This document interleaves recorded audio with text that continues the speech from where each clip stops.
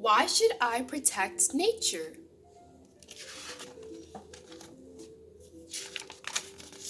Why should I protect nature? Written by Jen Green. Illustrated by Mike Gordon. Nature is the big, wild world all around us, from giant oak trees to little acorns and wiggling worms. The birds chirping in the trees are part of nature. So is the salty smell of the sea, splashing in rain puddles, and the soft fur on a donkey's nose. I used to find nature boring, or pesky, shoo, or creepy, yuck. But then our class went on a trip. On our trip, we went to the sea and looked in tide pools. It was great. On the way home, we had a picnic in the park. Everyone got a bit rowdy. Greg and Marina broke some branches. I threw my soda can. John picked some flowers. And Sally tried to swat a bee. Our teacher, Miss Wade, said we should protect nature but not hurt it.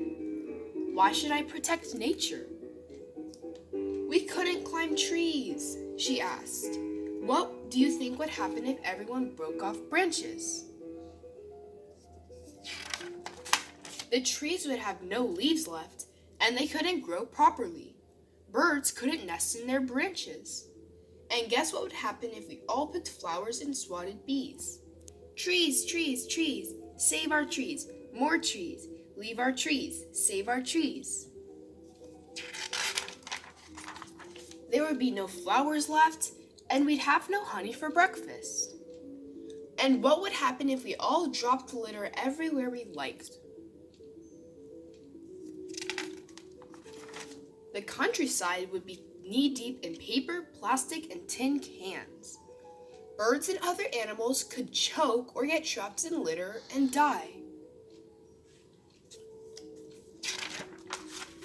No trees, no flowers, no honey, no animals. That would be terrible. So how can we help nature instead?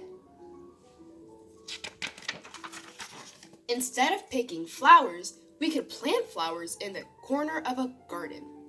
Butterflies and bees love flowers, so they'll visit too. We could plant a tree instead of breaking branches. Cleaning up litter keeps nature looking lovely and helps animals and birds. Now we have fun protecting nature. After all, people are part of nature too. That's the end of this book, everybody. I hope you enjoyed. Bye!